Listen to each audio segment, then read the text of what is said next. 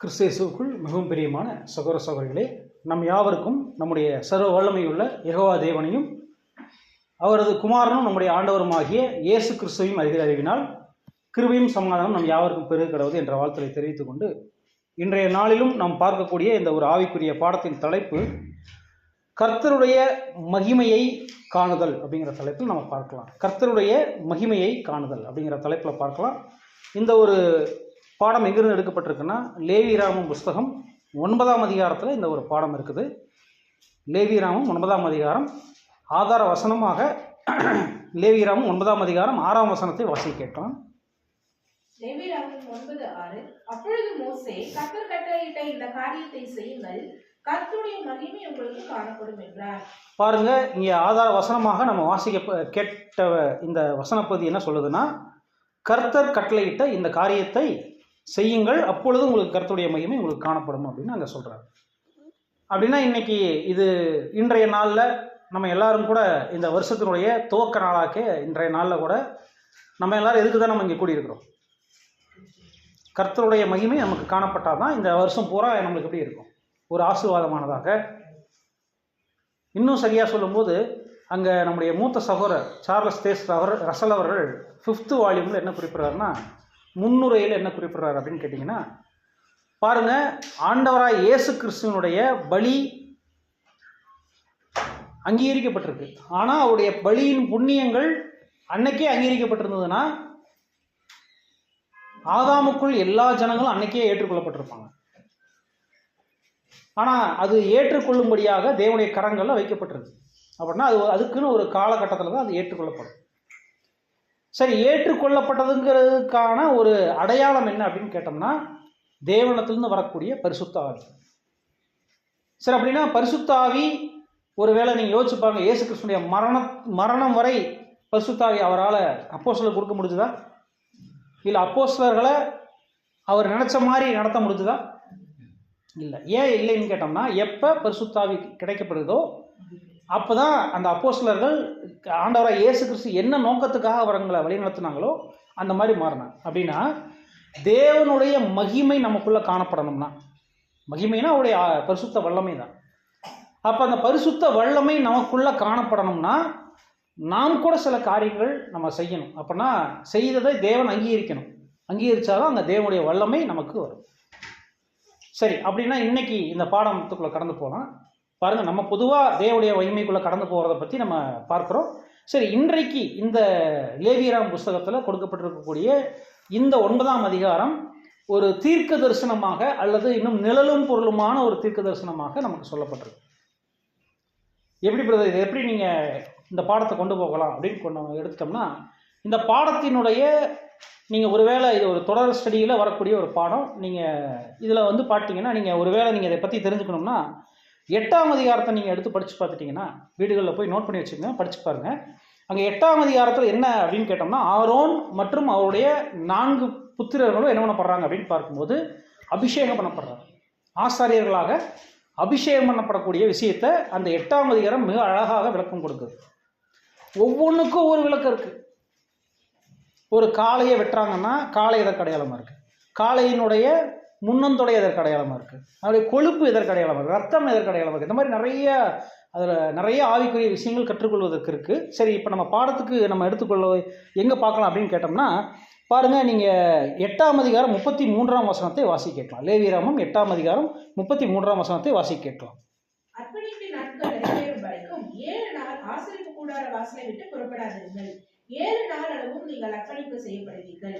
பாருங்க, அந்த பைபிளில் அர்ப்பணிப்பின் நாட்கள் அப்படின்னு இருக்கு. இன்னும் சில பைபிளில் எப்படி இருக்குன்னா பிரதிஷ்டையின் நாட்கள் அப்படிங்கிற வார்த்தை அங்கே சொல்லப்பட்டிருக்கு. அப்போ பிரதிஷ்டையின் நாட்கள் அப்படின்னு நீங்கள் எடுத்துக்கொள்ளும் போது, பிரதிஷ்டைன்னு என்னங்க? ஒரு அபிஷேகம் பண்ணக்கூடிய அல்லது ஒரு ஆசாரியனாக தகுதிப்படுத்தக்கூடிய காலங்கள். இந்த பாடத்தை நீங்கள் ஃபுல்லாக நம்ம எக்ஸ்பிளைன் பண்ண போகிறதில்ல. சிம்பிளாக சொன்னால் இது எந்த காலத்தை அடையாளப்படுத்துது அப்படின்னா, நீங்களும் நானும் வாழக்கூடிய இந்த சுவிசேஷ யுகத்தை தான் அடையாளப்படுத்துது. அப்போ இந்த சுவிசேஷ யுகத்தில் பிரதிஷ்டை செய்யப்படுதல் அப்படின்னு சொல்லும்போது என்னன்னா, நல்லா கவனிச்சு பாருங்க. ஆரோன் அப்படின்னா யாரை குறிக்குது அப்படின்னு கேட்டோம்னா, கர்த்தராய் இயேசு கிறிஸ்துவை அடையாளப்படுத்துது. அவருடைய குமாரர் அப்படின்னு சொல்லும்போது யாரை அடையாளப்படுத்துறாங்க? அவருடைய சரீரமாகிய சபையை அடையாளப்படுத்துறாங்க. அப்போ இந்த சரீரமாகிய சபை என்ன ஆகுது அப்படின்னு கேட்டோம்னா, ஆரோனும் அவருடைய புத்திரர்களும் இங்கே அபிஷேகம் பண்ணப்படக்கூடிய ஒரு காலப்பகுதியை பற்றி சொல்லப்படுறாரு. அந்த காலப்பகுதின்னு சொல்லும்போது நம்ம என்ன சொல்லலாம்னா குறிப்பாக சுவிசேஷ யுகம்னு நம்ம சொல்லிட்டோம். அப்படின்னு இயேசு கிறிஸ்து சுவிசேஷ யுகத்தில் தான் அபிஷேகம் பண்ணப்பட்டாரா அப்படின்னு நம்ம கேட்க வேண்டாம். அந்த காலப்பகுதியை பற்றி சொல்லப்பட்டிருக்கு. ஏன்னா அவர் யூத யுகத்தில் தான் அவர் என்ன பண்ணப்பட்டார் அப்படின்னு பார்க்கும்போது அங்கே ஆசாரியனாக அவருடைய வேலையை அங்கே ஆரம்பிச்சிட்டார்.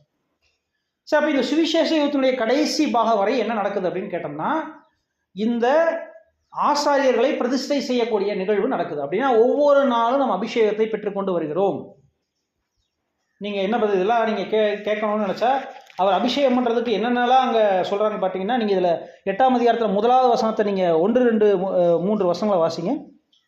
கர்த்தர் மோசேயை நோக்கி, நீ ஆரோனையும் அவன் குமாரனையும் வரவழைத்து வஸ்திரங்களையும் அபிஷேக தைலத்தையும் பாவ நிவாரண பலிக்கு ஒரு காளையையும் 2 ஆட்டுக்கடாக்களையும் ஒரு கூடையில் புளிப்பில்லா அப்பங்களையும் கொண்டு வந்து சபையெல்லாம் ஆசரிப்பு கூடார வாசலுக்கு முன்பாக கூடி வர பாருங்க. இப்ப நல்லா கவனிச்சு பாருங்க. அங்க ஆரோனுடைய புத்திரர்கள் அங்க அபிஷேகம் பண்ணப்படணும்னா என்ன நிகழ்வு என்னென்ன செய்யணும் அப்படின்னு கேட்டோம்னா, முதல்ல ஆரோனையும் அவர் புத்திரரை வர வைக்கணும். 2வது விஷயம் என்ன அப்படின்னு பார்த்தீங்கன்னா, அபிஷேக தைலம்ங்கிற ஒரு தைலத்தை தயார் பண்ணணும். அபிஷேக தைலம்ங்கிறது அது தனி ப்ராசஸ். அதுக்கு நிறைய கலவைகள் கலந்தாதான் அந்த அபிஷேக தைலத்தை உருவாகும். அது தனி பாடம். அடுத்தது பாருங்க, பாவ நிவாரண பலிக்கு ஒரு காளையும். அது என்ன பண்றது? பாவ நிவாரண பலினா என்ன பாருங்க. மொத்த பலிகள்னு சொன்னா 5 வகையான பலிகள் இருக்கு. இது தனி பாடங்கள். 1வது பலி என்ன அப்படின்னா சர்வாங்க தகன பலி, 2வது போஜன பலி, 3வது சமாதான பலி, 4வது பாவ நிவாரண பலி, 5வது பார்க்கும்போது குற்ற நிவாரண பலி. இந்த 5 பலிகளுமே வித்தியாசமான பலிகள். சரி பிரதர், இப்போ நம்ம சிம்பிளாக சொல்லணும்னா பலிகள்னா என்ன அப்படின்னு கேட்டிங்கன்னா என்ன பதில் சொல்கிறாங்கன்னா, பலிகள் அப்படின்னா அவரை கிட்டி சேருதல்னு அர்த்தம், வேற ஒன்றும் இல்லை. பலினாலே என்ன அர்த்தம்? அதுக்கு உடைய மூல பாஷை என்ன வார்த்தை அப்படின்னா கொர்பான் அப்படிங்கிற ஒரு வார்த்தை அங்கே கொடுக்கப்பட்டிருக்கு. கொர்பான் அப்படிங்கிற அந்த எபிரேய வார்த்தை அதற்கு என்ன அர்த்தம்னு பார்க்கும்போது அங்கே கிட்டி சேருதல் அப்படிங்கிறது அர்த்தம். சரி, அப்போ பலி எதுக்காக செலுத்துகிறோம் அப்படின்னு நீங்கள் கேட்டீங்கன்னா, பலி செலுத்துவதன் மூலமாக தேவனை தொடர்பு கொள்ளலாம். இஸ்ரேல் ஜனங்கள் தேவனுடைய ஜனங்கள், தேவனால் அபிஷேகம் பண்ணப்பட்ட ஜனங்கள். ஆனாலும் அவங்க தேவனை விட்டு ஒரு பாவத்தின் மூலமாக விலகிறாங்க. பார்த்தீங்களா? விலகிட்டாங்கன்னா அவங்க பலி மூலமாக தான் மறுபடியும் தேவனத்தில் கிட்டி சேர முடியும். அதற்காக தான் அந்த பலிகள் ஏற்பாடு பண்ணப்பட்டிருக்கு. சரி, பலினா பிரதர் சும்மா காளையையும் ஆட்டையும் கொண்டுட்டா தேவன் ஏற்றுக்குவார், என்னை மன்னிச்சிருவார்ல, அப்புறம் என்ன அப்படின்னு நினச்சோம்னா அதுதான் இன்னைக்கு தப்பாக போச்சு. யோசிச்சு பாருங்க, இன்னைக்கு நம்ம இருக்கக்கூடிய நிலைமை மனநிலை எப்படின்னு கேட்டிங்கன்னா, நமக்கு காளையை வாங்கி கொலை செய்கிறதுங்கிறது ஒரு பெரிய விஷயமே இல்லை. இன்றைக்கி அதைத்தான் நம்ம நிறைய பேர் என்ன பண்ணுறாங்க, காளைகளையும் ஆடுகளையும் சாப்பிட்றாங்க. அதனால் அதுக்கு நமக்கு ஒரு உணர்வு இல்லை. ஆனால் நம்ம வீட்டில் ஒரு காளையையோ இல்லை ஆட்டையோ வளர்த்து அதை கொண்டோம்னா எப்படி இருக்கும்? சாப்பிடுவோமா? மனசு வராது. ஒருவேளை யோசிச்சு பாருங்க, நம்மளுக்கு முன்னோர்கள் தான் யாருன்னா இந்த இஸ்ரேல் ஜனங்கள். அப்போ இந்த இஸ்ரேல் ஜனங்கள் அன்னைக்கு மோசே காலத்தில் வாழ்ந்தவங்க எப்படி இருந்திருப்பாங்கன்னா, கண்டிப்பாக நம்மளை விட இறக்க குணம் படைச்சவங்களா இருந்திருப்பாங்க, நம்மளை விட மனிதாபிமானம் உள்ளவங்களா இருந்திருப்பாங்க. அப்படின்னா அவங்க காளை பலி செலுத்துவதற்கு ஒத்துக்குவாங்களா? நம்மளை விட நல்லவங்க தனக்காக ஒரு காளை அங்கே கொல்லப்படுறதை அவங்க ஏற்றுக்குவாங்களா? அப்படின்னா ஒரு விஷயம் நல்லா புரிஞ்சுக்கணும். இந்த பலி எதுக்காக அப்படின்னு கேட்டால், எனக்காக என் நிமித்தமாக ஒரு உயிர் கொல்லப்படுது பார்த்தீங்களா, நான் அப்படின்னா அது சாகிறது எதற்கு அடையாளம்னா நான் சாகிறது கிடையாது. இப்போ நம்ம கான்சன்ட்ரேஷன் பண்ணுறோம் பார்த்தீங்களா, உடன்படிக்கை, அர்ப்பணிப்பின் ஜீவியம். இந்த அர்ப்பணிப்பின் ஜீவியம்னா என்னென்னா, நான் இந்த உலகத்துக்கு மரித்து அப்படிங்கிறதுக்கு அடையாளமாக தண்ணிக்குள்ளே முங்குறோம். நான் கிறிஸ்துவுக்குள்ளாக உயிர் பெற்று எழும்புகிறேங்கிறதுக்கு எந்திரிக்கிறோம். அன்றைய காலகட்டத்தில் அடையாளம் என்னன்னு கேட்டோம்னா, எனக்காக என் நிமித்தமாக இந்த காளை பலி செலுத்தப்படுகிறது. அப்போ என்ன ஆகுதுன்னா, அதனுடைய ரத்தம் உயிர் போகிறத பார்க்கும்போது எப்படி இருக்கும் அந்த மனுஷனுக்கு? எனக்காக இந்த உயிர் போகுதே, தேவனே இனிமேல் நான் என்ன பண்ண மாட்டேன், தப்பு செய்ய மாட்டேங்கிற ஒரு மனநிலையை அங்கே உருவாக்குறதுக்காக தான் தேவன் என்ன பண்ணார், இப்படிப்பட்ட பலிகளை ஏற்படுத்தினார். ஆனால் நாளடைவில் அது என்ன ஆயிடுச்சுன்னு கேட்டோம்னா, நான் தான் நம்ம சில இதுலாம் பார்க்குறோம். என்ன பார்க்குறோம்னா, இனிமேல் செய்ய போகிற பாவத்துக்கு முன்னாடியே சேர்ந்து என்ன பண்ணுறதுங்க, காளையை வாங்கி வச்சிடுறது. அந்த மாதிரி என்ன ஆயிட்டாங்க நிறைய பேர். அப்போ இதனால் தேவனத்தில் கிட்டி சேருங்கிற மனநிலை இல்லாமல் போயிடுது. அதான் பலி செலுத்திக்கலாம், அப்புறம் என்ன, பாவம் மன்னிக்கு போகணும், அப்புறம் என்ன அப்படிங்கிற ஒரு மனநிலை வந்துடுது. அன்புக்குரிய சகோதர சகோதரிகளே பாருங்க, அப்ப இந்த பலிகள் குறித்து நம்ம தேவன் சித்தமாக பின்னாடி பார்க்கலாம். அப்ப பாவ நிவாரண பலிக்காக ஒரு காளையும், பாவ நிவாரண நாளின் பலிகள்னு ஒன்று படிச்சிருப்பீங்க, அது வேற. பாவ நிவாரண நாளின் பலிகள்ங்கிறது அது வேற. இங்க பார்க்கறது பாவ நிவாரண பலி. சரி, யாருடைய பாவ நிவாரண பலினா அந்த ஆரோனுடைய 4 புத்திரர்களுக்காக, இந்த 5 பேருக்காக இந்த பாவ நிவாரண பலி. சரி, சிம்பிளா சொன்னா பாவ நிவாரண பலி யார் தான்? நம்ம ஆண்டவராக இயேசு கிறிஸ்து தான். அவர் தான் நமக்காக நம்முடைய பாவங்களை சுமந்து தீர்த்த தேவ ஆட்டுக்குட்டி. அவர் நமக்காக என்ன பண்ணப்பட்டாருங்க? அடிக்கப்பட்டார். அவர் தான் அந்த பாவ நிவாரண பலி அடையாளம். அப்படின்னா அங்க ஒரு காளை மற்றும் 2 ஆட்டுக்கிடாக்கள் மற்றும் கூடையில் புளிப்பில்லா அப்பங்களையும் கொண்டு வந்து பாவ நிவாரண பலிக்காக என்ன கொண்டு வர சொல்றாங்க? ஒரு காளை, 2 ஆட்டுக்கிடா மற்றும் புளிப்பில்லா அப்பங்கள். சபையார் எல்லாரும் ஆசரிப்பு வாசலுக்கு முன்னாடி நிற்கணும். இதை ஏன்னா இந்த வசனத்தை நீங்கள் படித்தாதான் நீ அடுத்து 8ஆம் அதிகாரம் புரியும். அப்படின்னா இப்போ எல்லா ஜனங்களும் வந்திருக்கிறாங்க. இப்போ என்ன நடக்குதுன்னு கேட்டிங்கன்னா, ஆரோனுக்கும் அவருடைய 4 புத்திரர்களுக்கும் என்ன நடக்குது? அபிஷேகம் நடக்குது. சரி, இப்போ நம்ம என்ன பண்ணலாம்னா, அதுக்கப்புறம் இந்த அபிஷேகத்தை குறித்து நம்ம வாசிக்க வேண்டாம். இப்போ நம்ம மறுபடியும் பழைய வசனம், அதாவது 33ஆம் வசனத்தை வாசிங்க. 8ஆம் அதிகாரம் 33ஆம் வசனம். பிரதிஷ்டையின் நாட்கள் நிறைவேறும் வரைக்கும் 7 நாள் ஆசரிப்பு கூடார வாசலை விட்டு புறப்படாதிருங்கள். 7 நாள் அளவும் நீங்கள் பிரதிஷ்டைப்படுத்தப்படுவீர்கள். பாருங்க, 7 நாள் அப்படின்னு சொன்னா என்ன அர்த்தம்? பைபிள்ல 7 நாள், 7ன்னு சொன்னாலே ஒரு பரிபூர்ணமான எண்.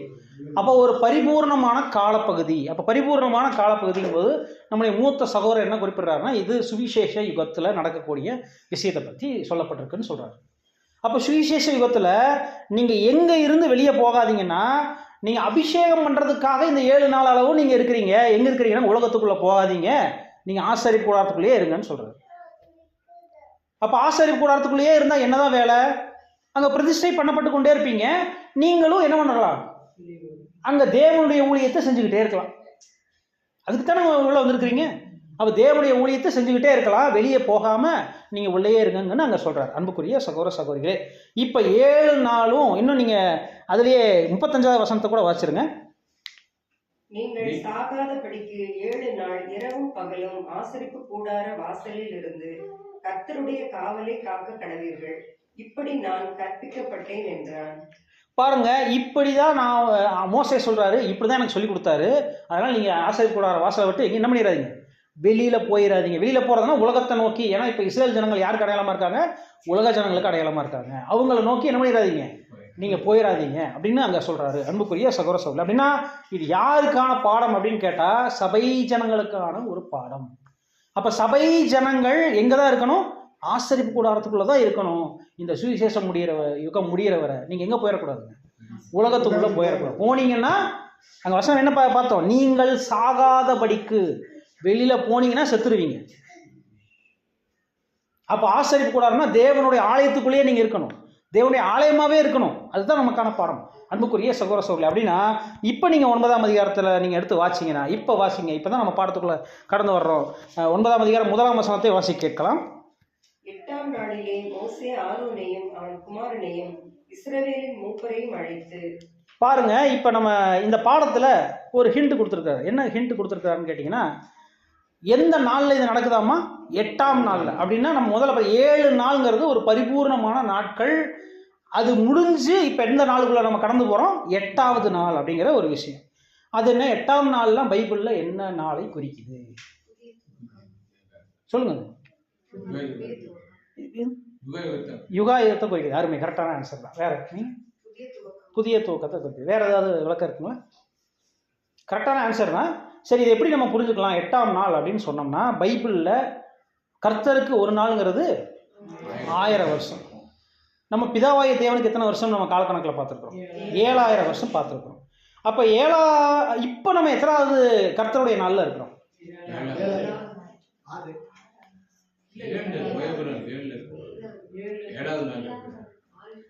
பிதாவாய தேவனுக்கு 7 நாளில் 7ஆம் நாள் ஓய்வு இருந்தார். அந்த ஓய்வு நாளுக்குள்ள தான் நம்ம இன்னைக்கு இருக்கிறோம். அப்போ 6 நாள், 6 × 7ங்கிறது 42 வருஷம் முடிஞ்சிருச்சு. இப்போ இந்த 7ஆவது ஓய்வு நாளுக்குள்ள தான் 7 வருஷங்கள். அதில் கடைசி 7ஆவது வருஷத்தில் இருக்கிறோம். அப்படின்னா 49ஆவது வருஷத்தில் 49ஆவது 1000 ஆண்டில் நம்ம இருக்கிறோம் இப்போ. கரெக்டுங்களா? சரி, இப்போ 49வது ஆயிரம்னா இது எப்போ துவங்குச்சு, எப்போ முடிய போகுது? எப்போ துவங்குச்சு, எப்போ முடிய போகுது?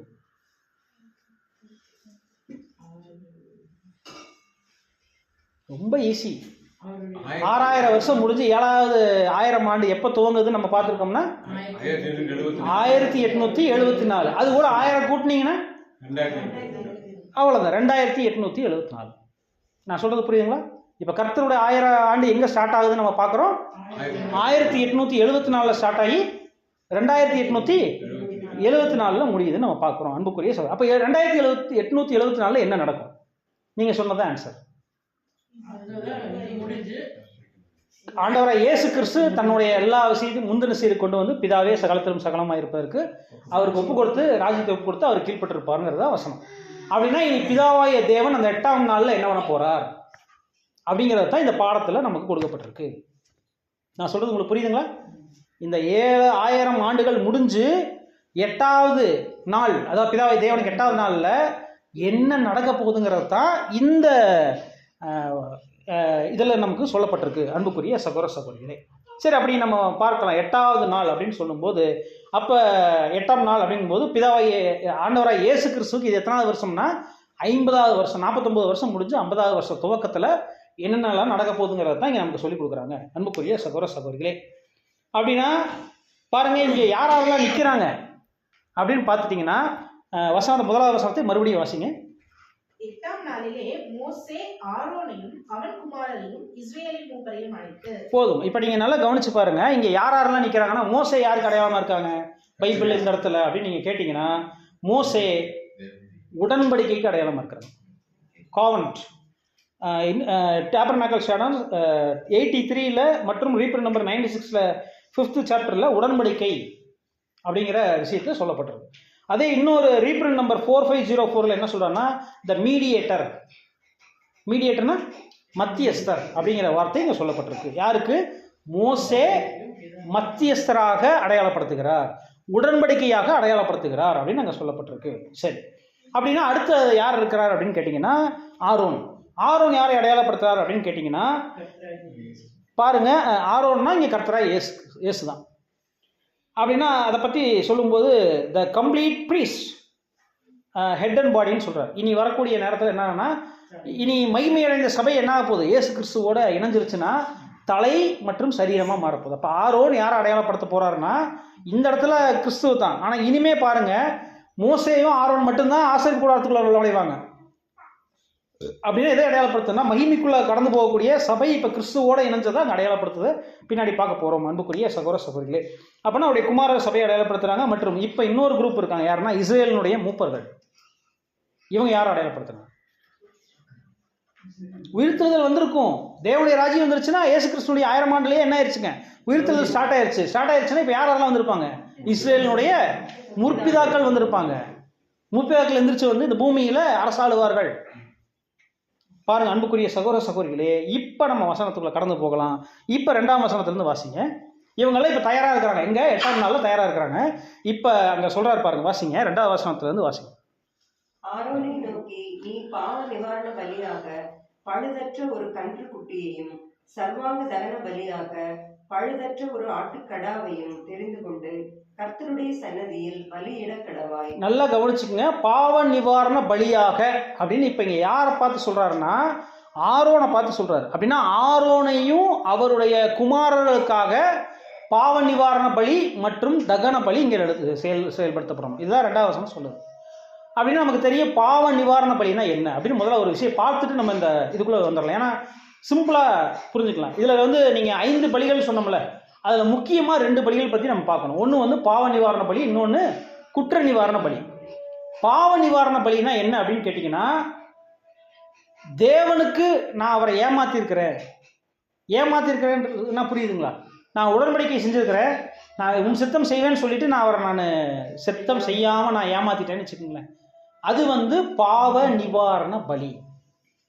அதுக்காக நான் பலி செலுத்தி தேவனே நான் உங்கள்கிட்ட நான் சொன்னேன், ஆனால் நான் என்ன பண்ணிட்டேன், சித்தத்தை நான் செய்யலை அப்படின்னு நான் சொல்கிறதுக்கு பேர் பாவ நிவாரண பலி. ஒருவேளை பக்கத்தில் இருக்கிற யாரோ ஒரு சகோதரருக்கு எதிராக ஏதாவது ஒரு பாவம் பண்ணிட்டேன்னு வச்சுக்கோங்க, என்னால் அவர் பாதிக்கப்பட்டாருன்னு வச்சுக்கோங்களேன், அப்போ அதுவும் தேவன் கணக்கு கேட்பாரா இல்லைங்களா? இன்னொரு விஷயம் நீங்கள் நல்லா கவனிச்சுக்கோங்க. மன்னிப்பே இல்லாத ஒரு பாவம் இருக்குது, மன்னிக்கப்படக்கூடிய பாவங்கள் இருக்குது, மன்னிப்பு இல்லாத பாவங்கள் இருக்குது. மன்னிப்பே இல்லாத பாவங்கள்னா சில பாவங்கள் செஞ்சால் தேவனே என்ன பண்ணுவார், இரண்டாம் மறந்துக்கூடிய பாவங்கள் என்னை வெளியே தள்ளிடுவார். அதை பற்றி இங்கே நம்ம பேசுறது இல்லை. மன்னிக்கக்கூடிய பாவங்கள்லையே தேவனுக்கு விரோதமாக நான் செஞ்சுட்டேன், அதை மன்னிப்பு கேட்கறதுக்காக அந்த பாவ நிவாரண பலி அங்கே ஏறெடுக்கப்படும். இன்னொரு பலி எப்படிப்பட்ட பலியாக இருக்குதுன்னு கேட்டிங்கன்னா, ஒரு சகோதரனுக்கு விரோதமாக நான் செஞ்ச பாவத்தை தேவன்கிட்ட நான் மன்னிப்பு கேட்கறதுக்கு பேர் குற்ற நிவாரண பலி. நான் சொல்றது புரிஞ்சிருச்சுங்களா?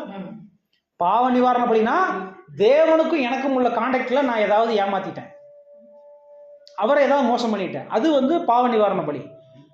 என்னுடைய சகோதரன் ஒருத்தனுக்கு விரோதமாக நான் பாவம் செஞ்சு அதுக்காக நான் மன்னிப்பு கேட்குறேன்னா அதுக்கு பேர் குற்ற நிவாரண பலி. ஓகேங்களா? சரி, இன்னும் 3 பலிகள் இருக்குது. அதை பற்றி நம்ம சிம்பிளாக சொல்லிடலாம், வேணால் பார்த்துடலாம். என்ன அப்படின்னு பார்த்துட்டிங்கன்னா பாருங்கள். அடுத்தது தகன பலினா என்னன்னு கேட்டோம்னா, தகன பலின்னு சொன்னால் அதுவும் மேலே எழும்பி சொல்கிறது. ஏன்னா எப்படி நீங்கள் இதை புரிஞ்சுக்கலான்னு கேட்டோம்னா, நம்முடைய எலியா காலத்தில் நீங்கள் கவனித்து பார்த்தீங்கன்னா, எலியா என்ன பண்ணுவாருங்க, அந்த காளையை வச்சுக்கிட்டு சுற்றி தண்ணியெல்லாம் ஊற்றி விட்டுருவாரு.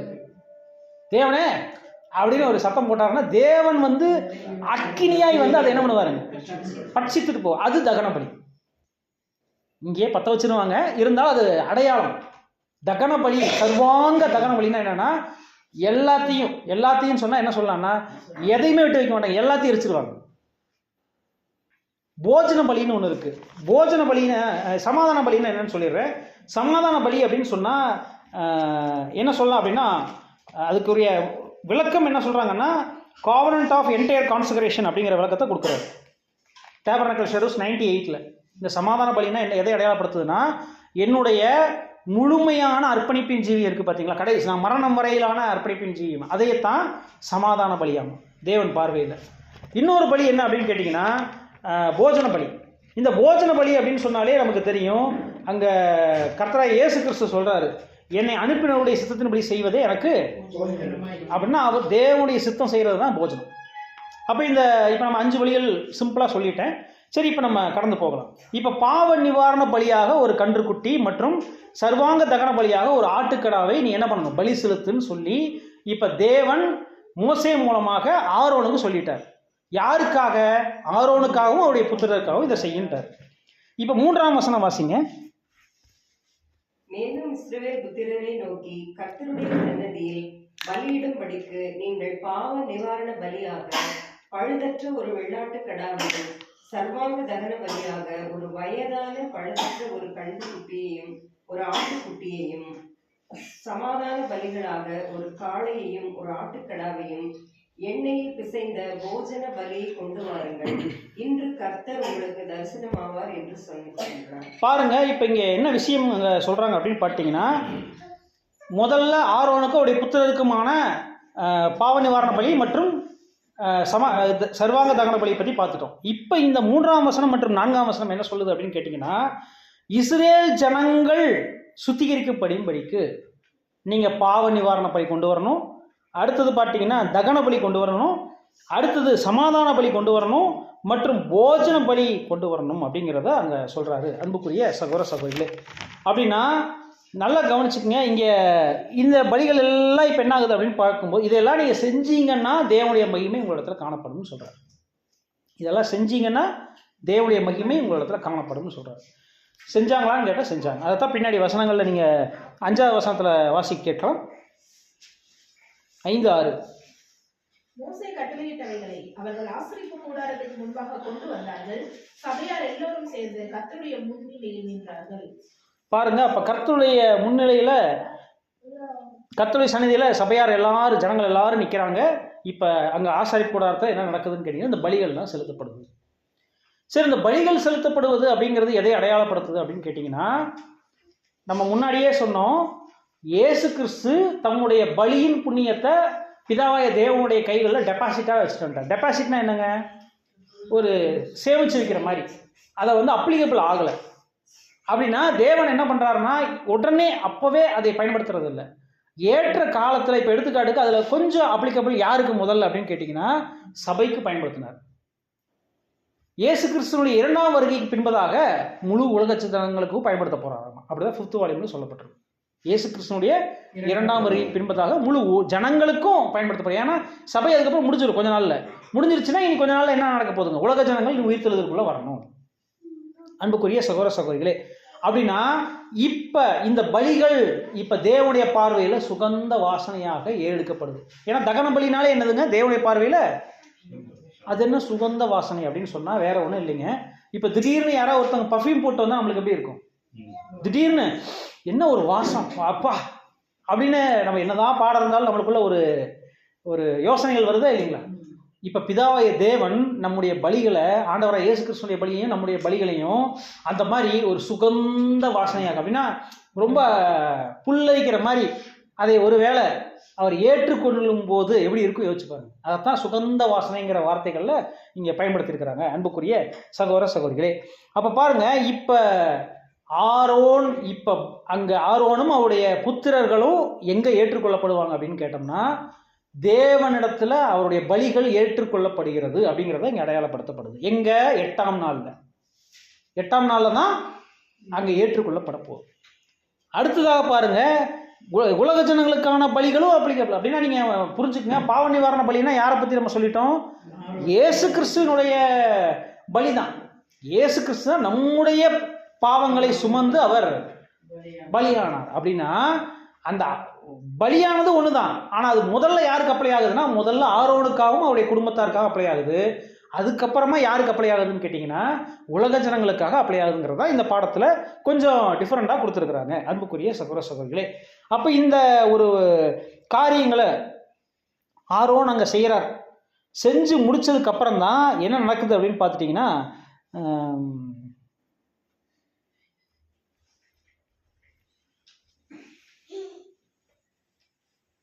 22ஆம் வசனத்தை வாசி கேட்கலாம். பின்பு ஆரோன் மக்களுக்கு நேராக தன் கைகளை உயர்த்தி அவர்களை ஆசீர்வதித்து தான் பாவ நிவாரண பலியையும் சர்வாங்க தகன பலியையும் சமாதான பலிகளையும் செலுத்தின இடத்திலிருந்து இறங்கினார். பாருங்க, இப்ப பலி செலுத்ததுக்கு அப்புறம் இப்ப ஆரோன் என்ன பண்றாராமா, நல்லா கவனிச்சுங்க. மோசே ஆசீர்வாதம் பண்ணல, நல்லா கவனிச்சுங்க. மோசே யாரை அடையாளப்படுத்துறாங்கன்னு பார்த்தோம், உடன்படிக்கை. உடன்படிக்கை வந்து யாரையும் ஆசீர்வாதம் பண்றது இல்லை. யார் தான் ஆசீர்வாதம் பண்றாருன்னா மோசே, இது மன்னிக்கணும், ஆரோன். அப்ப ஆரோன் யாரை அடையாளப்படுத்துறாரு, நம்முடைய ஆண்டவராய் இயேசு கிறிஸ்து. மற்றும் இப்ப என்ன யாரை அடையாளப்படுத்துறாங்கன்னா, இப்ப பலிதான் ஏற்றுக்கொள்ளப்பட்டாச்சு அப்படின்னா, இப்ப ஆரோன் அப்படிங்கிறவர் யாரை அடையாளப்படுத்துறாருன்னு கேட்டீங்கன்னா, நான் மறுபடியும் அதை வாசிடுறேன். டேபர்னக்கல் ஷேடோஸ் 82லையும் மற்றும் கொஸ்டின் புக் 5லையும் என்னதான் சொல்றாருன்னா, Aaron the complete priest, head and பாடியை அங்கே அடையாளப்படுத்துறார் அப்படிங்கிறத அங்கே சொல்றாங்க அன்புக்குரிய. கம்ப்ளீட் ப்ரீஸ்ட்னா தலை மற்றும் சரீரம் சேர்ந்து அந்த முழுமையான அந்த ஆசாரியனை அடையாளப்படுத்துறார் அப்படின்னு. இப்போ அவர் தான் என்ன பண்றாரு அப்படின்னு பார்க்கும்போது, இஸ்ரேல் ஜனங்களை ஆசீர்வதித்து அந்த இடத்துல இருந்து இறங்கி வர்றார். இப்போதான் ஆசீர்வாதம் உலக ஜனங்களுக்கு போகுது. பாருங்க, இப்போ என்ன நடக்குது அப்படின்னு பார்த்தீங்கன்னா, 23ஆம் வசனத்தை வாசி கேட்கலாம். 23ஆம் வசனம். பின்பு மோசேயும் ஆரோனும் ஆசரிப்பு கூடாரத்திற்குள் பிரவேசித்து வெளியே வந்து ஜனங்களை ஆசீர்வதித்தார்கள். அப்பொழுது கர்த்தருடைய மகிமை சகல ஜனங்களுக்கும் காணப்பட்டது. போதும் சகோதரி. அப்ப பார்க்கும்போது இப்ப நம்ம ஒரு விஷயத்தை நம்ம கண்ணுக்கு கவனிக்கணும். என்ன கவனிக்கணும்னா, இப்ப கொஞ்சம் இங்க கவனிங்க. இப்ப பாருங்க, ஆரோன் ஆசீர்வதிக்கிறார் அப்படின்னா யார் ஆசீர்வாதத்தை பெற்றுக்கொண்டது? இந்த கேள்விக்கு என்ன பதில் சொல்லுங்க? மோசே ஆசீர்வாதத்தை பெற்றுக்கொண்டாரு நீங்க வசனம் இல்லை. சுத்தி இருந்த ஜனங்கள் தான் அங்க ஆசீர்வாதத்தை பெற்றாங்க. சுத்தி இருந்த ஜனங்கள் யாரை அடையாளப்படுத்துறாங்க?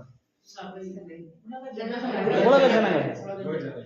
இப்பதான் ஒரு சின்ன சகோதரர் ரசல் என்ன சொல்றாரு அப்படின்னு கேட்டீங்கன்னா, 1000 ஆண்டு ஆளுகையில் யார் உண்மையான இஸ்ரவேலாக மாறி இருக்கிறார்களோ அவர்களுக்கே அந்த ஆசீர்வாதம் சொல்றாரு.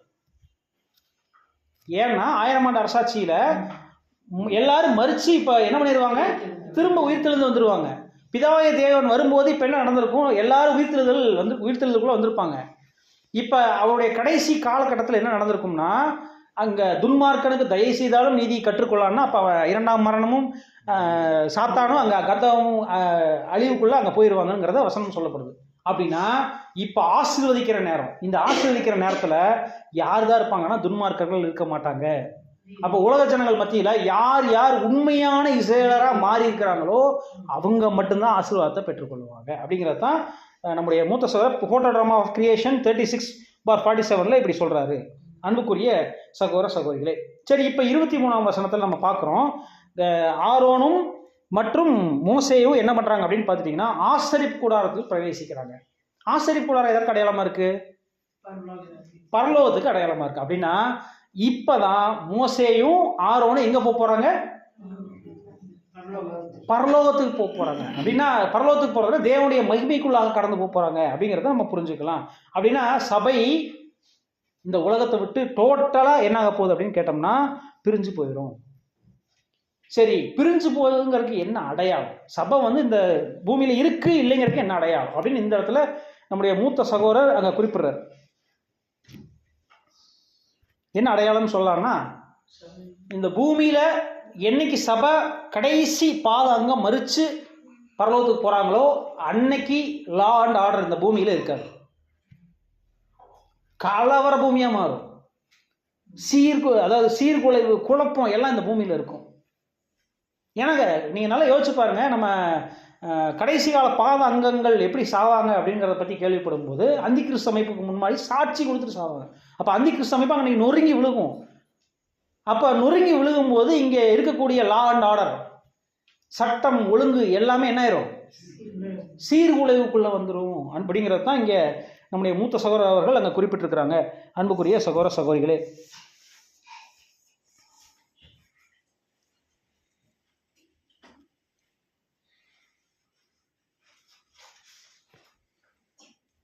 ரீப்ரிண்ட் நம்பர் 96 இதை பற்றி சொல்கிறார்.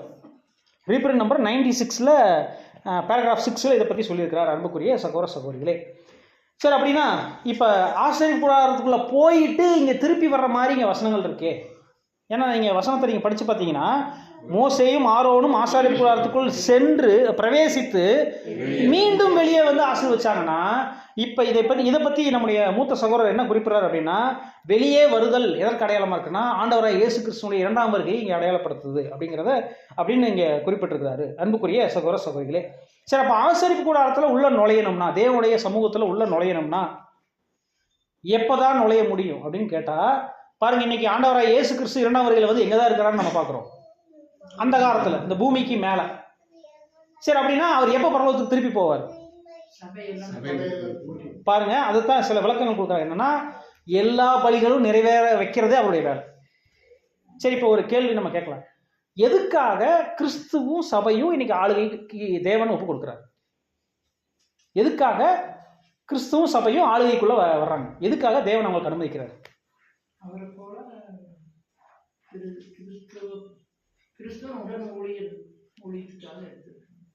இல்ல, டிவைன் பிளானை வச்சு பேசுங்க. அது சபை வந்துடுது. எதுக்காக அவங்க சிம்பிளா? சரி, நானே ஆன்சர் சொல்லிடுறேன். அது ஒன்றும் இல்லை, ரொம்ப சிம்பிள் தான். என்னன்னா, 2ஆம் உலகத்தை முடிவு கொண்டு வரணும், 3ஆம் உலகத்தை ஆரம்பிச்சு வைக்கணும். 2ஆம் உலகம்னா என்னங்க? சாத்தாளுடைய இப்ப இருக்கக்கூடிய 4 அமைப்புகளும் என்னாகணும்? அழிவுக்குள்ள போகணும். டோட்டலா டெஸ்ட்ராய் ஆகணும். அப்படின்னா 3ஆம் உலகம் சொல்லக்கூடிய நீதி வாசம் செய்யக்கூடிய புதிய வானமும் புதிய பூமியும் உண்டாகும். அப்ப அதுக்கு யாரு தான் வேலை செய்யணும்? கிறிஸ்துவும் சபையும் தான் இந்த பூமியில அவங்க வேலை செய்ய போறாங்கிறத புரிஞ்சுக்கணும். சரி, இப்ப இவங்க எப்போ அவங்களுடைய வேலை முடியுது அப்படின்னு கேட்டா, எல்லா பலிகளும் நிறைவேற்றத்துக்குள்ள கொண்டு முடிக்கணும். எல்லா பலிகளும் அங்கே முடியணும். அடையாளமானனா உடனே பிதாவாகிய தேவன் 8ஆம் நாளில் வந்தவொடனே எல்லாரும் பாவ நிவாரண பலியா காளையும் ஆட்டையும் வெட்ட போறது இல்லை. அது அடையாளமாக இங்கே சொல்லப்பட்டிருக்கு. அப்படின்னா கிறிஸ்துவனுடைய பலி தான் அங்கே அடையாளம்னா, கிறிஸ்துவனுடைய பலியை அவர் சுகந்த வாசனையாக நுகர்ந்து பார்த்தவொடனே தான் அங்கே ஆசீர்வாதம் நடக்க போகுதுங்கிறத நம்ம அடையாளமாக இந்த பாடத்தில் பார்த்துட்டு இருக்கிறோம். அன்புக்குரிய சகோதர சகோதரி, அப்படின்னா அதுக்கு முன்னாடியே எல்லா பலிகளும் நிறைவேறி முடிச்சிருக்கணும். எல்லா பலிகள்னா சபையுடைய பலி நிறைவேறி இருக்கணும், அடுத்த திரள் கூட்டத்தினுடைய பலி நிறைவேறி முடிச்சிருக்கும். இந்த பலிகள் முடிஞ்சிருந்தாதான் இப்போ ஃபைனலாக தான் நம்ம இந்த படங்களெல்லாம் சொல்லுவாங்கள்ல, கடைசியாக தான் போலீஸ் வருவார். அந்த மாதிரி நம்ம பிதாவாகிய தேவன் ஃபைனலாக வந்து தான் என்ன பண்ணுவாருங்க, ஆசீர்வதிக்கக்கூடிய வேலையை, நான் ஒரு எக்ஸாம்பிளுக்காக சொன்னேன், மன்னிச்சிருங்க, ஆசீர்வதிக்கக்கூடிய வேலையை அங்கே செய்வாருங்கிறத நம்ம பார்க்குறோம். அன்புக்குரிய சகோதரர், அது மட்டுமல்ல, எப்போ இந்த உலகம் முடியும்? வசனம் என்ன சொல்லுது? உலகம் எப்போ முடியும்னு வசனம் சொல்லுது. சிம்பிள். மத்தேயு 24ஆம் அதிகாரம். அறுப்பு உலகத்தின் முடிவு. என்னைக்கு அறுப்பு நடக்குதோ அன்னைக்கு உலகம் முடிச்சிடும். என்னைக்கு அறுப்பு முடியுதோ அன்னைக்கு உலகம் முடிஞ்சிடும். அன்புக்குரிய சகோதர சகோதரிகளே, அப்படின்னா இப்ப தேவனுடைய பிரசன்னம் இந்த பூமிக்குள்ள வந்துடும். எப்பன்னா இந்த பலிகள்லாம் நிறைவேறி முடிச்சா. இன்னும் சரியா சொல்லும்போது நியாயப்பிரமாணம் அப்பதான் திருப்தி அடையணும். நியாயப்பிரமாணம் அன்னைக்கு தான் திருப்தி அடையும். ஏன்னா கிறிஸ்து நிறைவேற்றிருக்கார். அந்த நிறைவேற்றுதல சபையும் நிறைவேற்றி முடிக்கிறது பார்த்தீங்களா? அந்த நிறைவேற்றி முடிக்கிறதுல அன்னைக்கு தான் நியாயப்பிரமாணம் அப்படின்னு சொல்லும்போது தேவனுடைய நீதி அதை என்ன பண்ணும் அப்படின்னு கேட்டோம்னா திருப்தி ஆகுங்களாமா. திருப்தி ஆகுனா ஓகே, இவங்கெல்லாம் ஆசீர்வதிக்கிறதுக்கு தகுதியானவர்கள் அப்படிங்கிற மாதிரி அந்த இது திருப்தி ஆகுமாமா. அப்போ இந்த மாதிரி திருப்தி அடையும் போது தான் புதிய சுபாவங்களாக நம்ம மாற முடியும். புதிய சுபாவங்கள்னா இங்கிலீஷில் நியூ நேச்சர், புதிய சுபாவங்கள், நியூ நேச்சர். அப்போ நியூ நேச்சர் அப்படின்னு சொல்லும்போது நம்மளாம் தெய்வீக சுபாவங்களாக மாறப்போகிறோம். மாம்சத்திலிருந்து தெய்வீக சுபாவங்களாக மாறப்போகிறோம். ஒருவேளை ஆவிக்குரிய சுபாவத்தில் கூட இருக்கலாம், அவங்க தெய்வீக சுபாவத்துக்குள்ளே கடந்து போவாங்கங்கிறத பார்க்குறோம். ஏன்னா அப்போ தான் பிதாவை தேவன்ட்ட இயேசு கிறிஸ்து கூப்பிட்டு 144,000 அப்போ தான் எல்லாம் ஃபுல்ஃபில் ஆகி வந்து நிற்கிற 144,000 ஃபைனலாக தேவன் முன்னாடி கொண்டு போய் நிப்பாட்டி நம்மளை இன்ட்ரடியூஸ் பண்ணி அவர்கிட்ட அங்கே ஒப்படைப்பார் அப்படிங்கிறத நம்ம பார்க்குறோம். அன்புக்குரிய சகோதர சொல்லி அப்படின்னா அங்கே தான் என்ன நடக்க போகுதுங்கிறத ரீப்ரிண்ட் நம்பர் 96 பேராகிராஃப் 4 என்ன சொல்கிறாருன்னா, ஆரோனுடைய ஆசாரியத்துவம் அங்கே தான் நிறைவுக்குள்ளே வந்து மெல்கிசதேக்கின் ஆசாரித்துவம் துவங்க பெறும் அப்படின்னு சொல்கிறார். ஆரோனுடைய வேலை என்ன, மெல்கிசேதேக்கினுடைய வேலை என்ன? ரெண்டு பேரும் ஆசாரித்துவம் தான். அருமை, சூப்பர். அப்படியே வச்சுக்கலாம். இன்னொரு கோணத்தில் சொல்லும்போது ஆரோனுடைய வேலை என்னன்னா வர்றதை பலி செலுத்துறது, எடுத்து கொடுக்கறது, இதுதான் ஆரோனுடைய வேலை. மெல்கிசேதேக் அப்படி இல்லை, அவர் சமாதானத்தின் ராஜா. ஜனங்களுக்காக தேவனத்தில் பரிஞ்சு பேசக்கூடிய ஒரு ஊழியம். அதையும் ஆரோன் செய்வார். இருந்தாலும் முழுசாக செய்வாரான்னு தெரியல. அவருக்கு சொல்லப்பட்ட வேலையை மட்டும் செய்வார். ஆனால் மெல்கிசேதேக் அப்படி கிடையாது. சமாதானத்தின் ராஜா அடையாளப்படுத்தக்கூடிய மெல்கிசேதேக் எப்படிப்பட்ட அவருடைய ஊழியம் எப்படி இருக்குன்னா, அங்கே தேவனுக்கும் மனுஷருக்கும் மத்தியில் ஒரு சமாதானத்தை உண்டு பண்ணக்கூடிய ஒரு ஆசாரிய முறைமை. அதையே யார் செய்ய போகிறாங்க அப்படின்னு கேட்டோம்னா, இந்த தேவனுடைய ஆள் அந்த 8ஆம் நாளில் தான் இது ஸ்டார்ட் ஆக போகுது.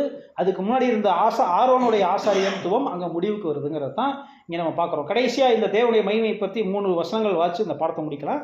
ஏசாயா 40ஆம் அதிகாரம் 5ஆம் வசனம். ஏசாயா 40ஆம் அதிகாரம் 5ஆம் வசனம்.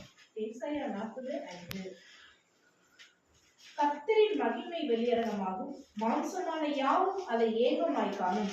கர்த்தரின் வாக்கு அதை உரைத்தது என்றும் வனாந்தரத்திலே கூப்பிடுகிற சத்தம் உண்டாயிற்று. பாருங்க, கர்த்தருடைய மகிமை வெளியரங்கமாகும், மாம்சமான யாவும் அதை காணும் அப்படின்னு அங்க தீர்க்கதரிசியாகிய ஏசாயா அங்கேயே எழுதி வச்சுட்டார். அப்படின்னா கண்டிப்பாக இது பின்னால் நடக்க போகிற ஒரு தீர்க்க தரிசனம் அப்படிங்கிறத நம்ம பார்க்குறோம். இன்னொரு வசனமாக கொலோசியர் 3ஆம் அதிகாரம் 4ஆம் வசனம். நம்முடைய ஜீவனாகிய கிறிஸ்து வெளிப்படும் போது நீங்களும் அவரோடு கூட மகிமையில் வெளிப்படுவீர்கள். பாருங்க, அப்ப அவரோட நம்ம மகிமையில வெளிப்பட போறோம் அப்படிங்கிறது தான் அங்க கிறிஸ்து வெளிப்படும் போது நாமளும் வெளிப்படுவோங்கிறது தான் அங்க சொல்றாரு. இன்னொரு வசனம் எபிரேயர் 9ஆம் அதிகாரம் 28ஆம் வசனம். கிறிஸ்துவும் அநேகருடைய பாவங்களை சுமந்து தீர்க்கும்படிக்கு ஒரே தரம் பலியிடப்பட்டு தமக்காக காத்து கொண்டிருக்கிறவர்களுக்கு ரட்சிப்பை அருளும்படி 2ஆம் தரம் பாவம் இல்லாமல் தரிசனமாவார். அப்படின்னா ஒரு முறை தான் அவர் மரிச்சார், இன்னொரு தடவை அவர் மரிக்கணும்னு அவசியம் இல்லை. அப்படின்னா 2ஆம் தரம் பாவம் இல்லாமல் நமக்கு தரிசனமாக போறாரு அப்படிங்கிறத தான் இங்கே சொல்றாங்க. சரி அன்புக்குரிய சகோதர சகோதரிகளே, அப்படின்னா நம்ம என்ன புரிஞ்சுக்கலாம் அப்படின்னு கேட்டோம்னா, பாருங்க, அங்க தேவனுடைய அங்கீகரிப்பு அடையாளப்படுத்துறது தான் அந்த தகன பலி அப்படிங்கிறத நம்ம பார்க்குறோம். அன்புக்குரிய சகோதர சகோதரிகளே, அப்படின்னா மரித்து உயிர்த்திருந்த எல்லா ஜனங்களையும் யார் நீதியை கற்றுக்கொண்டு அங்கே தேவனுடைய பிள்ளைகளாக வாழ அந்த ஒரு அர்ப்பணிப்பின் ஜீவியத்துக்குள்ள யார் வாழ்றதுக்கு இந்த உலக ஜனங்கள் தயாராகிறாங்களோ அவங்க தான் ஆசீர்வாதத்துக்குள்ள கடந்து வருவாங்க. அவங்களுக்கு தான் ஆசீர்வாதம். சபை இந்த அர்ப்பணிப்பின் ஜீவியத்தை வாழ்ந்து முடிச்சு சபைக்குள்ள போயிடுவாங்க. ஆனால் உலக ஜனங்களுக்கும் அவங்களும் இஷ்டத்துக்கு வாழலாம் அப்படிங்கிறது இல்லை. அவங்களும் எப்படிப்பட்ட வாழ்க்கைக்குள்ள வரணும்? அவங்களும் நீதியை கற்றுக்கொண்டு என்னங்க, சத்தியத்தை கற்றுக்கொண்டு தேவனுக்கான வாழ்க்கையை வாழ, அந்த அர்ப்பணிப்பின் ஜீவியத்தை வாழ்றது தான் அவங்களுடைய வாழ்க்கை அப்படி வாழ்கிறதுக்கு யாரெல்லாம் ஒப்பு கொடுக்குறாங்களோ அவங்களுக்கு தான் தேவன் திரும்ப கொடுத்தலின் காலங்களில் அங்கே ஆசீர்வாதத்தை கொடுக்க போகிறாரு. அங்கே ஆசீர்வாதம் கொடுக்க அவங்க அப்போ தான் பெற்றுக்கொள்வாங்க, அவங்க தான் பெற்றுக்கொள்ள போகிறாங்க. அப்படின்னா துன்மார்க்கர்கள்லாம் 2ஆம் மரணத்துக்குள்ளே கடந்து போயிடுவாங்க அப்படிங்கிறத நம்ம பார்க்குறோம் அன்புக்குரிய சகோதர சகோதரிகளே. அப்போ கடைசியாக ஒரு வசனம் அங்கே அந்த என்ன வசனம்னா 24ஆம் வசனத்தை நீங்கள் வாசிங்க சகோதர சகோதரி. கர்த்தருடைய சந்நிதியிலிருந்து அக்கினி புறப்பட்டு பலிபீடத்தின் மேல் இருந்த சர்வாங்க தகன பலியையும் கொழுப்பையும் எரித்து விட்டது. ஜனங்கள் எல்லாரும் அதை கண்டபோது ஆரவரித்து முகங்குப்புற விழுந்தார்கள். பாருங்க, அப்ப இங்க என்ன விஷயம் சொல்றாங்கன்னா, முகம் குப்புற விழுகிறாங்கன்னா இப்பதான் எல்லா ஜனங்களும் கிறிஸ்துவினுடைய ஈடுபடியை உண்மையா உணர்ந்துக்குவாங்க. உண்மையா அன்னைக்கு தான் உணர்ந்துக்குவாங்க. உணர்ந்துட்டாங்கன்னா இப்ப என்ன பண்ணுவாங்க அப்படின்னு டேபர்னக்கல் சர்ச் 89 சொல்லுதுன்னா, இங்கிலீஷ்ல வாசிடுறேன். Picturing the coming worship of Jehovah and the Christ அப்படிங்கிறாங்க. யெகோவாவையும் கிறிஸ்துவையும் வர்ஷிப் பண்ணுவாங்களாமா. வர்ஷிப்னா என்னங்க? தொழுது கொள்வார்கள். ஏன்னா 5th வால்யூம்ல என்ன சொல்றாங்கன்னு கேட்டிங்கன்னா, தேவன் என்னவா மாற்றிடுவாராமா, இயேசுவை உலக ஜனங்களுக்கு தகப்பனாக மாற்றிடுவார். அப்போ அவங்க யாரை தான் வணங்கணுங்கிற கண்டிஷனில் வந்துடுவாங்க. ஏசப்பா அப்படின்னு வணங்குற நாளைக்கு உலக ஜனங்கள் மாறிடுவாங்க. இன்னைக்கு அப்படி மாறா இயேசுவை வணங்குறதுக்கு யாருக்கு தான் அனுமதி இல்லைன்னா நம்மளுக்கு தான் அனுமதி. உலக ஜனங்களுக்கான அனுமதி, நமக்கான அனுமதி பிதாவாகிய தேவனை தொழுது கொண்டு இயேசு கிறிஸ்துவனுடைய மனவாட்டியாகக்கூடிய அந்த வாய்ப்புக்குள்ளே நம்மளை கூட்டிகிட்டு போகிறார் அப்படிங்கிறத டேபர்னக்கல் சர்ச் 89லையும் ஃபோட்டோட்ராமாவில் 36 to 47லையும் அங்கே சொல்கிறாரு அன்புக்குரிய சகோதர சகோதரிகளே. அப்போ தான் அந்த 1000 ஆண்டு அரசாட்சியினுடைய கடைசி பகுதியில் தான் மனுக்குலம் உயர்த்தப்பட்டு அனைவரும் அங்கே திரும்ப கொடுத்தலுடைய ஆசீர்வாதங்களை அங்கே கிறிஸ்துவனுடைய பலிகளிலிருந்து அவங்க பெற்றுக்கொள்வாங்கன்னு சொல்கிறாங்க அன்புக்குரிய சகோதரர்கள். இப்படி தான் இந்த பாடம் முடியுது. அப்படின்னா இன்றைக்கி நம்ம என்ன பார்த்துட்டோம் அப்படின்னு கேட்டோம்னா, கர்த்தருடைய மகிமையை காணுதல். சரி, கர்த்தருடைய மகிமையை காணுதல்னா எல்லாரும் எப்போ தான் பார்க்க போகிறாங்கன்னா, பிதாவாகிய தேவனுடைய 8வது நாளிலே அப்படின்னு சொன்னால் கிறிஸ்துவினுடைய 50வது வருஷத்தினுடைய காலகட்டத்தில் எல்லா ஜனங்களும் தேவனுடைய மகிமையை காண போகிறாங்க. அப்போ தேவனுடைய மகிமையை காணணும்னா கிறிஸ்துவும் சபையும் என்ன பண்ண போகிறாங்க, மகிமைக்குள்ளே பிரவேசிக்க போகிறாங்க. அதுக்குள்ளே எல்லா ஜனங்களும் உயிர்த்தெழுந்து தேவனுடைய ஆசீர்வாதத்துக்குள்ளே அங்கே கடந்து வர போகிறாங்கிறது தான் இந்த பாடத்தில் நம்ம பாட்டுக்கொள்ள போகிறோம். அப்படின்னா இப்போ உங்கள்கிட்ட கேள்வி என்னென்னா, நீங்கள் தேவனுடைய மகிமையை கண்டுட்டீங்களா இல்லையா? என்ன இப்படி ஒரு கேள்வி கேட்குறீங்க அப்படிங்கிற மாதிரி இருக்கேன். தேவனுடைய மகிமையை நீங்கள் பார்த்துட்டீங்களா இல்லைங்களா?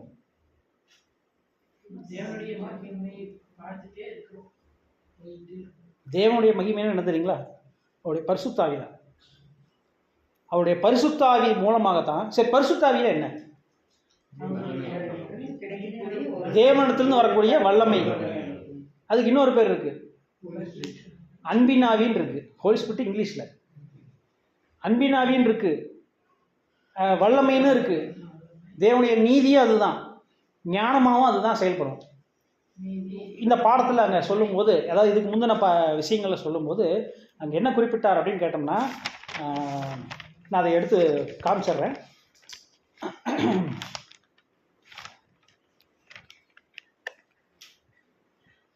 பொதுவாக அபிஷேக தைலம்னு சொல்லும்போது அது ஹோலி ஸ்பிரிட் ஆஃப் அடாப்ஷன் அப்படிங்கிற வார்த்தை குறிப்பிட்றாங்க. அடாப்ஷன் என்ன வார்த்தை? தத்தெடுக்கிற அல்லது மேற்கொள்ளுகிறங்கிற அர்த்தம் வருது. தத்தெடுக்கிற அப்படிங்கிற வார்த்தை வரும்போது நம்மளை தத்தெடுக்கிற ஆவி அல்லது நம்மளை ஓவர் ரூல் பண்ணக்கூடிய மேற்கொள்கிற ஆவிங்கிற ஒரு அர்த்தம் வருது. இன்னொரு இடத்துல சொல்லும்போது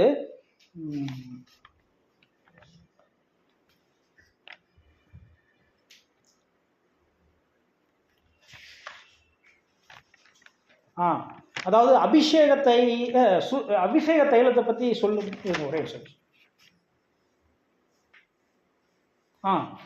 அபிஷேக தைலத்தை பற்றி ஒரு தனி பாடம் இருக்குது. இந்த அபிஷேக தைலத்தில் வந்து பார்த்தீங்கன்னா என்னென்ன சேர்க்குறாங்க அப்படின்னு கேட்டிங்கன்னா, சுகந்த வர்க்கங்களாக வெள்ளைப்போளம் சேர்ப்பாங்க. வெள்ளைப்போளம் எவ்வளவுன்னு கேட்டிங்கன்னா 500 ஷேக்கல். சுகந்த இடை சுகந்த இடை வந்து பார்த்திங்கன்னா கருவாப்பட்டைன்னு சொல்லுவாங்க, அது 250 ஷேக்கல். மற்றும் லவங்கப்பட்டை ஒரு 250 ஷேக்கல் அப்படிலாம் அங்கே சொல்லுவாங்க. சரி, அப்படின்னா இது எதற்கு அடையாளமாக இருக்குது அப்படின்னு கேட்டோம்னா, பரிசுத்தாவியினால் உண்டாகக்கூடிய வெளிச்சத்தை இது அடையாளப்படுத்துது. அப்படின்னா என்ன விஷயம் சொல்கிறாங்கன்னா, 500 ஷேக்கல்னா என்னென்னா அதுதான் ஞானம். 500 ஷேக்கல்னா ஞானம். அந்த 500 ஷேக்கலில் 250 பிரிச்சுட்டா 250 ஷேக்கல் என்னன்னு கேட்டிங்கன்னா புரிந்து கொள்ளக்கூடிய திறன். 250 சேக்கல் என்னன்னு கேட்டிங்கன்னா அறிவு. இந்த அறிவும் புரிந்து கொள்ளுதலும் சேர்ந்தாதான் ஞானம்ங்கிற ஒன்று. அப்போ சரி, இப்போ இது எதுக்காக நம்ம கொடுக்குறாரு அப்படின்னு கேட்டோம்னா, தேவன் நம்மகிட்ட என்ன எதிர்பார்க்கிறார், தேவன் நம்மகிட்ட ஏதோ ஒன்று எதிர்பார்க்குறாரா, அதை புரிஞ்சுக்கிறதுக்கு முதல்ல என்ன வேணுமாமா? இந்த புரிந்து கொள்ளுதலும் இந்த அறிவும் சேர்ந்த ஞானம் இருக்கணும். அதுக்கு பரிசுத்த ஆவி கொடுத்தாதான், பரிசுத்த ஆவிக்குள்ளதான் இதெல்லாம் கிடைக்கும். அப்போ பரிசுத்த ஆவி இன்னைக்கு ஒருவேளை இந்த பாடத்தை உங்களுக்கு புரிஞ்சுக்கிறதுக்கு தேவன் கிருபை செஞ்சிருக்கிறாருன்னா, அவர் என்ன எதிர்பார்க்கிறாருன்னு உங்களுக்கு இன்னைக்கு பாடம் புரிஞ்சிருச்சா? அவர் என்ன உங்ககிட்ட எதிர்பார்க்கிறாருன்னு இந்த பாடம் புரிஞ்சிருச்சா? அப்போ அவர் ஞானம் கொடுத்துருக்காரு, பரிசுத்த ஆவி கொடுத்துருக்காரு. அப்போ தேவனுடைய மகிமை நீங்க பார்த்துட்டீங்க. அன்புக்குரிய சகோதர சகோதரர்களே, தேவன் தாமே மகிமைப்படுவாராக. ஆமென்.